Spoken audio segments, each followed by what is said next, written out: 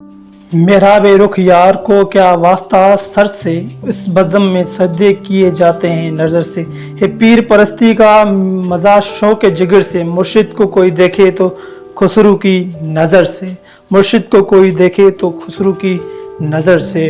उर्दू हिंदी के पहले शायर हज़रत निज़ामुद्दीन औलिया के शागिर्द और माहिर मौसीकी, अपनी पहलियों के लिए मशहूर, जो हिंदुस्तानी लोग अदब का हिस्सा हैं। तलबा और सितार जैसे आम साज ईजाद किए, ज़ाल मिस्कीन मकन तकफल जैसी गज़लें लिखी और उर्दू हिंदी शायरी का नक्श अव्वल कहा जाता है। जी हाँ, बात हो रही है हज़रत अमीर खुसरू की।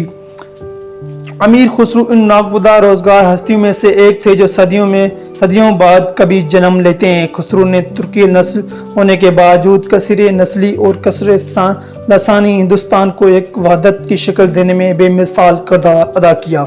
उनकी शख्सियत बजाय खुद मुतनवा थी। वो एक बेक वक्त शायर, मजहर, सपागर, सूफी, अमीर और दरवेश थे। उन्होंने एक तरफ बादशाहों के कसीदे लिखे तो दूसरी तरफ अपनी शेरी बयानी से अवाम का दिल भी मोह लिया। अमीर खुसरो उन लोगों से थे जिनको कुदरत ने सिर्फ मोहब्बत के लिए पैदा करती है। उनको हर शख्स हर चीज़ से मोहब्बत थी और सबसे ज़्यादा मोहब्बत वो हिंदुस्तान से थी, जिसकी तारीफ करते हुए उनकी ज़ुबान नहीं थकती थी। वो हिंदुस्तान को दुनिया की जन्नत कहा करते थे। हिंदुस्तान की हवाओं का नगमा उनकी मस्त और उसकी मिट्टी की महक उनकी बेखुद कर देती थी। जब और जहां मौका मिला उन्होंने हिंदुस्तान और उसके बाशिंदों के जिस तरह तारीफें की हैं, उसकी कहीं दूसरी जगह मिसाल नहीं मिलती। पुश्त दर पुश्त सदियों से हिंदुस्तान में रहने वाले जब हिंदुस्तान की बाबत उनके बयान पढ़ते हैं तो उसे महसूस होता है कि हिंदुस्तान की हकीकी हुस्न से वो पहली बार दो चार हो रहे हैं। जी नाज़रीन, अमीर खुसरो का असल नाम अबुल हसन यमनीन दीन था। वो सन 1253 ईस्वी में एटा जिले के कस्बे पटियाली में पैदा हुए। उनके वालिद अमीर सैफुद्दीन महमूद चंगेजी फितने के दौरान ताजिकिस्तान और अज़बकिस्तान की सरहद पर वाक़े मुकाम कश मौजूदा शहर सब से हिजरत करके हिंदुस्तान आए और एक हिंदुस्तानी अमीर हमादुल मलक की बेटी से शादी कर ली। खुसरो उनकी तीसरी औलाद थे। जब खुसरो ने होश संभाला तो उनके वालिद ने उनको खुशनोसी की मशक के लिए अपने वक्त के मशहूर खत्तात सादुल्ला के हवाले कर दिया, लेकिन खुसरो पढ़ने से ज़्यादा शेर गोई का शौक था। वो वसलों पर अपने शेर लिखा करते थे।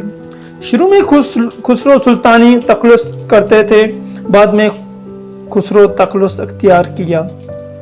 खुसरो जब जवानी की उम्र में पहुंचे तो गियाजुद्दीन बलबलन का मुल्क का बादशाह था और उसका भतीजा कशलू खान उर्फ मलक चज्जुआ अमरा में शामिल थे। वो अपने जुद व सखा के लिए मशहूर और अपने वक्त का हाकिम कहलाते थे। उसने खुसरो की शायरी से मुतासिर कर अपनी दरबारियों में शामिल कर लिया। इत्तेफाक से एक दिन बलबन का बेटा बगरा खान, जो उस वक्त समानाए का हाकिम था, महफिल में मौजूद थे। उसने खुसर का कलाम सुना तो इतना खुश हुआ कि कश्ती भर की रकम उनको इनाम में दे दी। यह बात कशलू खान को नागवार गुजरी और खुसरो से नाराज रहने लगा। आखिर खुसरो बगरा खान के पास ही चले गए, जिसने उनकी बड़ी कदर मंजलत के बाद में बगरा खान को बंगाल का हाकिम बनाया गया तो खुसरो भी उसके साथ थे। लेकिन कुछ अरसे बाद अपनी माँ और दिल्ली को याद ने उन्हें सताया तो वो दिल्ली वापस आ गए। दिल्ली आकर बबलन के बड़े बेटे मलक मोहम्मद खान के मसाइब बन गए। मलक खान को जब मुल्तान का हाकिम बनाया गया तो खुसरो भी उसके साथ गए। कुछ दिनों बाद तैमूर का हमला हुआ। मलक खान लड़ते हुए मारा गया और तातरी खुसरो को कैदी बनाकर अपने साथ ले गए। 2 बरस बाद खुसरो को तातरियों के चुंगल से रिहाई मिली। उस अरसे में उन्होंने मलक खान और जंग में शहीद होने वालों के दर्दनाक मरासे लिखे। जब खुसरो ने बलबन के दरबार में ये मरासे पढ़े तो वो इतना रोया कि उसे बुखार हो गया और उसी हालत में कुछ दिन बाद उसकी मौत हो गई। बलबन की मौत के बाद खुसरो अमराई शाही में से एक खानदान जहाँ के दरबार से वाबस्ता हुए और जब उसे उदहा का हाकिम बनाया गया तो उसे साथ हो गए। खुसरो 2 बरस उदहा में रहने के बाद दिल्ली वापस आ गए। खुसरो ने दिल्ली के 11 बादशाहों की हुकूमत देखी और बादशाहों या उनके अमीरों से वाबस्ता रहे। सब ने उनको नवाजा, यहाँ तक कि एक मौके पर उन्हें हाथी के वजन के बराबर सिक्कों में तोला गया और ये रकम उनकी इनाम में दी गई थी। खुसरो नहायत पुरगोई शायर थे। अक्सर तज़कियों नवीसियों ने लिखा है कि उनको अबायत के तादाद में 3 लाख से ज़्यादा और 4 लाख से कम है। अदवी ने लिखा है कि खुसरो का जितना कलाम फ़ारसी में उतना ही बर्ज बाशा में भी है, लेकिन उनके पास उसका दावा की तस्दीक इसलिए महल है कि खुसरो का मतून कलाम बुर्ज बाशा में नहीं मिलता। उनका जो भी हिंदी कलाम है वो सीना पे सीना मुंतकिल होते हुए हम तक पहुँचे। खुसरो से पहले हिंदी शायर का कोई नमूना नहीं मिलता। खुसरो ने फ़ारसी के साथ साथ हिंदी को मिलाकर शायरी को ऐसी दिलकश नमूने पेश किए जिनका कोई मिसाल नहीं मिलता। खुद दरबारियों में दरबार शायर थे, लेकिन दरबार से बाहर और पूरी तरह आवाम के शायर थे। जिंदा दिली और ख्वाहिश मिजाजी उनमें कूट कूट कर भरी हुई थी। तौसफ ने उनको ऐसी निगाह दी थी कि उनके खुदाई बनाई हुई मखलूक हुस्न ही हुस्न नजर आता था। हिंदी और फारसी के आमेज से कहीं कहीं उनकी गज़लें अजीब रंग थी।